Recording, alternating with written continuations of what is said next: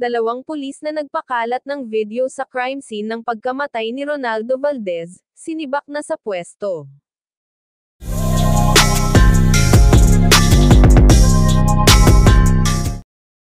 Isang video ngayon ang kumakalat online na nagpapakita ng sandali na natagpuan ng mga emergency responder ang yumaong Filipino aktor na si Ronaldo Valdez na hindi gumagalaw sa isang upuan.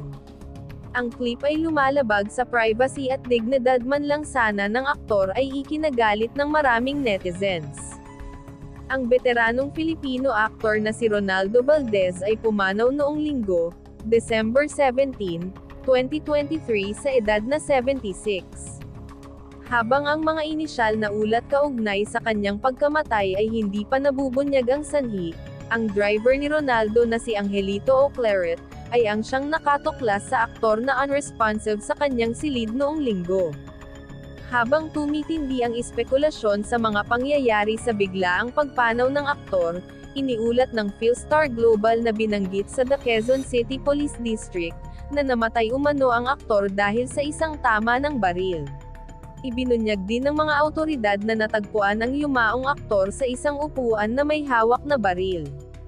Gayunpaman, dahil hindi pa matukoy ng mga awtoridad ang opisyal na paraan ng kamatayan, ang paglitaw ng isang leaked na bodycam video na nagpapakita sa sandaling natuklasan ng mga awtoridad ang isang walang malay na si Valdez sa kanyang upuan ay nagdulot ng galit online. Ang clip ay nagudyok sa kanyang manager na ipahayag ang sirkulasyon ng insensitive clip online.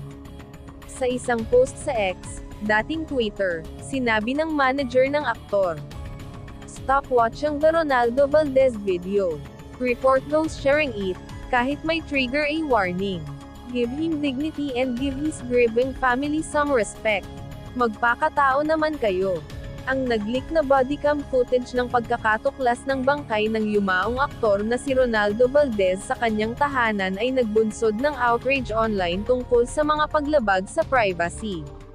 Ipinakita sa video ang sandali na natuklasan ng mga awtoridad ang Filipino aktor na nakaupo sa isang upuan sa tabi ng kanyang kama habang hawak ang baril sa kanyang kanang kamay. Kalaunan ay inilipat ang katawan ng yumaong aktor mula sa upuan patungo sa stretcher bago ito dinala pababa.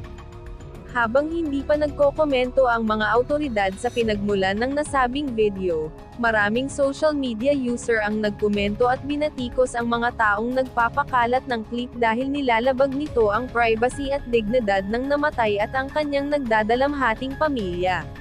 At sa latest na nakalap na impormasyon ay tuluyan nang sinibak sa pwesto ang dalawang pulis ng QCPD na tinuturong nagpakalat umano ng nasabing bodycam.